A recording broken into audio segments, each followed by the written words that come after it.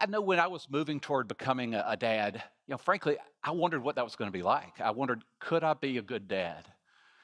I wondered if I could be unselfish enough. Would I be able to make the sacrifices needed to really be the dad that I should? As this son was being born, his name is Carter. We faced a lot of issues leading up, even before his birth. While my wife was still pregnant with Carter, we found out that he had some cyst on his brain. They showed up in a sonogram. For a few days, we were panicked because that can actually be linked to issues as serious as trisomy 18. So we were scared to death.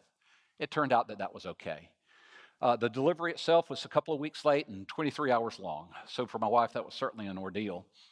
But then for both of us, during the delivery, there was a period in time where all of a sudden the tone in the room changed. The doctors and the nurses became somewhat frantic.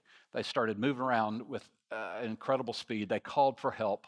At first, we didn't know what was going on. What we found out was that the umbilical cord for Carter was wrapped around his neck. So every time my wife would push to have him come into the world, in fact, it was strangling him. So for a few minutes, that was a tough period of time. The good news is that the good doctors and nurses were able to turn that around, and he was born normally, a little bit blue, but otherwise none the worse for wear. The issues around this point in time didn't stop there, because within less than 6 months of Carter being born, where we lived in Miami, Florida, faced the biggest hurricane to ever hit the United States, Hurricane Andrew. And our house was largely destroyed. And in retrospect, we can think of all the things we should have done to perhaps protect our house against those storms that we didn't do. The foreshadowing, which we realized later, is that there are things we should have been doing to protect our son from the storms he would face as well, that perhaps we should have thought more about. So flash forward a good number of years, and there is my wife and I, our two sons, and my wife and I kid each other because we say we have two average boys. By that, they are absolutely opposite in nature. So we said they average out. One of them seemed to go through life without any trauma at all. In fact, still operates that way, makes consistently wise decisions, came to faith at an early age, has just seemed to face no trauma. The other one, as he got into junior high and then into high school, we started to see some issues coming up. He began to drink. He began to get in more trouble at school.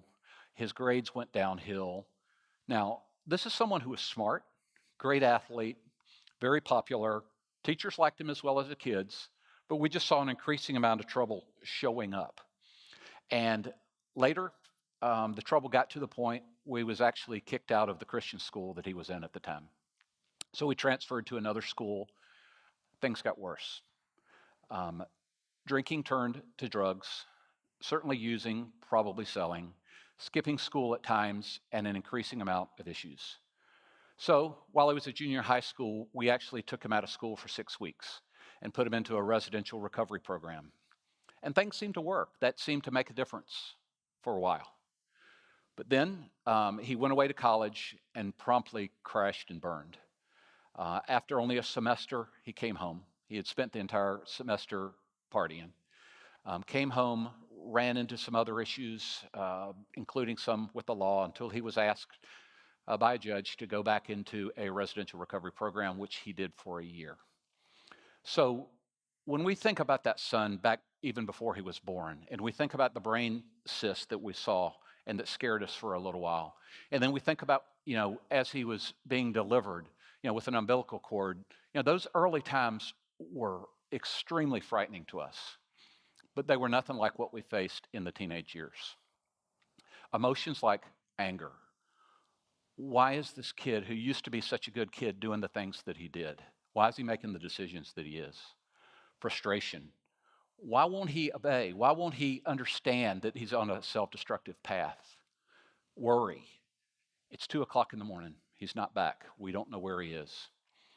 And even fear. When a child that you've brought into the world is doing increasingly dangerous behavior, and you're getting calls from the police, and he's running away and you don't know where he is, and that behavior is escalating, that's an extremely frightening time for a parent. And we actually got to the point where we had to surrender our son. And when I say surrender, I mean in the deepest sense. We had to accept the possibility that we could lose him. And to think at that point, if we did, what would happen to our faith and where would we go from here?